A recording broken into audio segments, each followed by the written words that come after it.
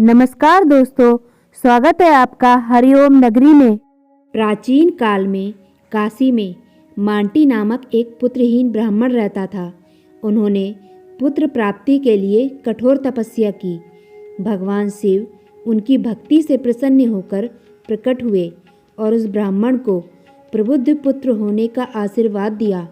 समय के साथ मांटी की पत्नी गर्भवती हो गई, लेकिन 4 साल बीत जाने के बाद भी मांटी की पत्नी को बच्चा नहीं हुआ। मांटी इस असामान्य घटना से हैरान था, इसलिए उसने बच्चे से, जो अभी भी अपनी माँ के गर्भ में था, पूछा कि वह बाहर आने में क्यों झिझक रहा है। बच्चे ने उत्तर दिया कि उसे काल से डर लगता है और यही कारण है कि वह जन्म नहीं ले रहा है। बालक ने कहा, यदि आप मुझे काल से रक्षा का आश्वासन दे सकें तो मैं अवश्य जन्म लूँगा। मांटी ऐसा आश्वासन कैसे दे सकता था, इसीलिए उन्होंने भगवान शिव की शरण ली।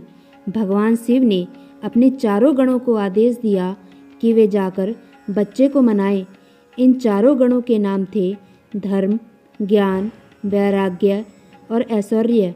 उन्होंने बच्चे को आश्वस्त करते हुए कहा, अपने डर से छुटकारा पाओ। हम आपको विश्वास दिलाते हैं कि हम चारों धर्म, ज्ञान, वैराग्य और ऐश्वर्य आपको कभी नहीं छोड़ेंगे। ये आश्वासन बच्चे के गर्भ से बाहर आने के लिए काफ़ी थे, लेकिन जन्म लेने के बाद भी बच्चा काँप रहा था और डर के मारे रो रहा था। गणों ने कहा, मंती, आपका बच्चा अभी भी काल से डरता है। डर को दूर भगाने की हमारी लाख कोशिशों के बावजूद भी वह काँप रहा है और रो रहा है। अतः वह काल भीति यानी काल से डरने वाला के नाम से प्रसिद्ध होगा। काल भीति बड़ा होकर एक सदाचारी व्यक्ति बना। वह तरह तरह की तपस्या में लगा रहता था। वह भगवान शिव का बड़ा शिव भक्त था। एक बार काल भीति बेल के पेड़ के नीचे पैर के अंगूठे पर खड़े होकर 100 वर्षों तक एक बूंद भी पानी पिए बिना मंत्रों का जाप करते रहे। 100 वर्ष पूरे होने पर एक दिन एक आदमी जल से भरा हुआ घड़ा लेकर आया। काल भीति को नमस्कार कर उसने कहा कि जल ग्रहण कीजिए। काल भीति बोले, आप किस वर्ण के हैं? आपका आचार व्यवहार कैसा है? यह सब जाने बिना मैं जल नहीं पी सकता। पानी लाने वाला व्यक्ति बोला, मैं जब अपने माता पिता को ही नहीं जानता तो अपने वर्ण का क्या कहूँ? आचार विचार और धर्मों से मेरा कोई वास्ता ही नहीं रहा है। काल भीति ने कहा, मेरे गुरु के अनुसार जिसके कुल का ज्ञान न हो उसका अन्न जल ग्रहण करने वाला तत्काल कष्ट में पड़ता है। मैं पानी नहीं पीऊँगा श्रीमन। व्यक्ति बोला, तुम्हारी बात पर हंसी आती है। जब सब में भगवान शंकर ही निवास करते हैं तो किसी को बुरा नहीं कहना चाहिए, क्योंकि इससे भगवान शंकर की ही निंदा होती है। यह जल अपवित्र कैसे हुआ? घड़ा मिट्टी का बना है और आग में पका है, फिर जल से भर दिया गया है। मेरे छूने से अशुद्धि आ गई, तो अगर मैं अशुद्ध होकर इस धरती पर हूँ तो आप यहाँ क्यों रहते हैं? आकाश में क्यों नहीं रहते? काल भीति ने कहा, सभी में शिव ही हैं। सबको शिव मानने वाले लोग खाना छोड़कर मिट्टी क्यों नहीं खाते? मैं यह नहीं कह रहा सब में शिव नहीं है। भगवान शिव सब में ही हैं। मेरी बात ध्यान से सुनिए।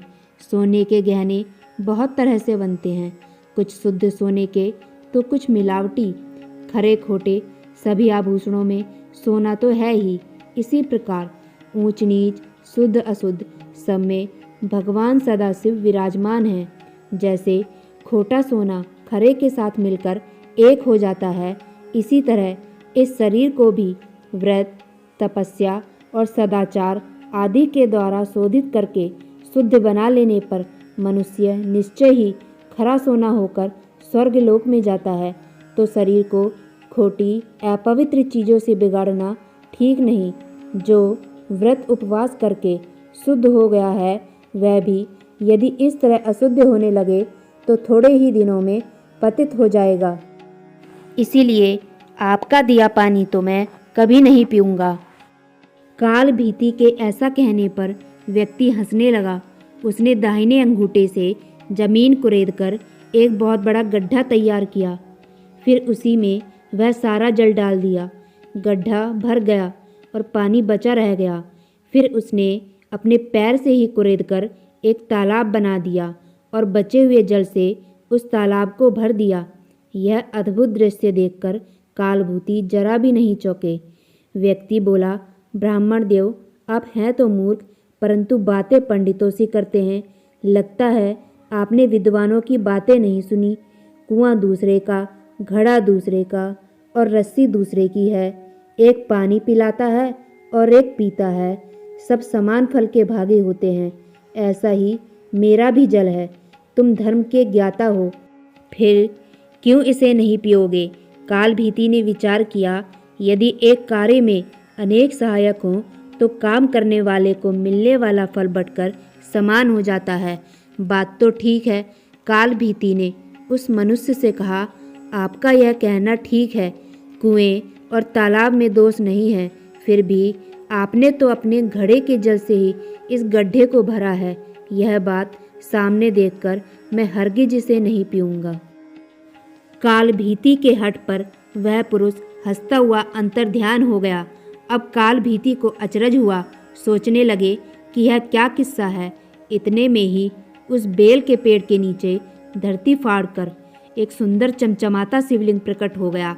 तब कालभीति ने कहा, जो पाप के काल हैं, जिनके कंठ में काला चिन्ह सुशोभित होता है तथा जो संसार के काल स्वरूप हैं, उन भगवान महाकाल की मैं शरण लेता हूँ। आप हमें शरण दीजिए। आपको बारंबार नमस्कार है। कालभीति की स्तुति पर महादेव उस लिंग से प्रकट हुए और कहा, ब्राह्मण, तुमने इसे महातीर्थ में रहकर मेरी जो आराधना की है उससे मैं संतुष्ट हूँ। अब काल से तुम निर्भय रहो। मैं ही मनुष्य रूप में प्रकट हुआ था। मैंने यह गड्ढा और तालाब सब तीर्थों के जल से भरा है। यह परम पवित्र जल तुम्हारे लिए ही लाया था।